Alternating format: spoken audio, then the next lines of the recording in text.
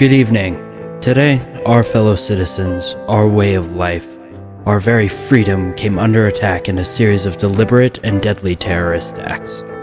The victims were in airplanes or in their offices, secretaries, businessmen and women, military and federal workers, moms and dads, friends and neighbors.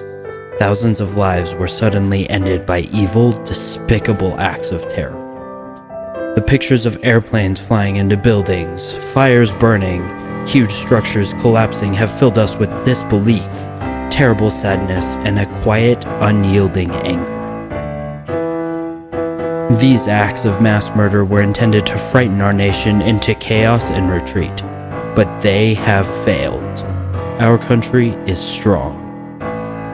A great people has been moved to defend a great nation. Terrorist attacks can change the foundations of our biggest buildings, but they cannot touch the foundation of America. These acts shattered steel, but they cannot dent the steel of American resolve. America was targeted for attack because we're the brightest beacon of freedom and opportunity in the world, and no one will keep that light from shining. Today our nation saw evil, the very worst of human nature, and we responded with the best of America. With the daring of our rescue workers, with the caring for our strangers, and neighbors who came to give blood and help in any way that they could. Immediately following the first attack, I implemented our government's emergency response plans.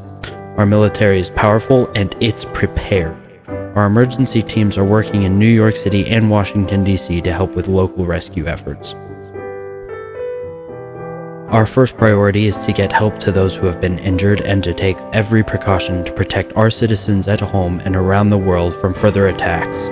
The functions of our government continue without interruption. Federal agencies in Washington, which had to be evacuated today, are reopening for essential personnel tonight and will be open for business tomorrow. Our financial institutions remain strong and the American economy will be open for business as well.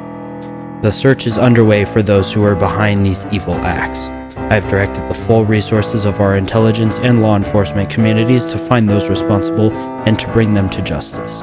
We will make no distinction between the terrorists who committed those acts and those who harbor them. I appreciate so much the members of Congress who have joined me in strongly condemning these attacks.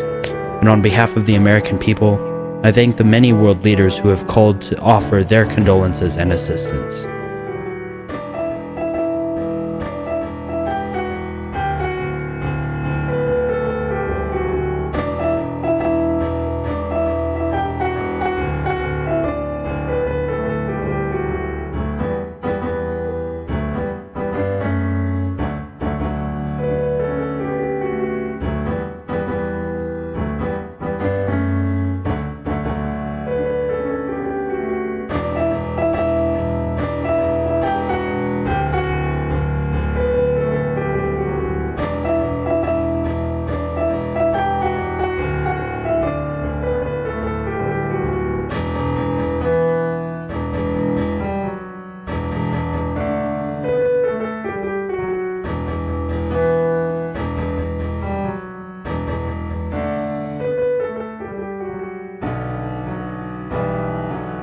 America and our friends and allies joins with all those who want peace and security in the world, and we stand together to win the war against terrorism.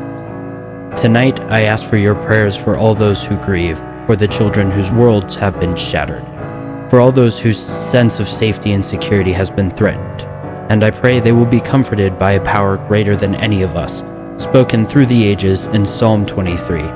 Even though I walk through the valley of the shadow of death, I fear no evil, for you are with me. This is a day when all Americans from every walk of life unite in our resolve for justice and peace. America has stood down enemies before, and we will do so this time. None of us will ever forget this day, yet we go forward to defend freedom and all that is good and just in our world. Thank you, good night, and God bless America.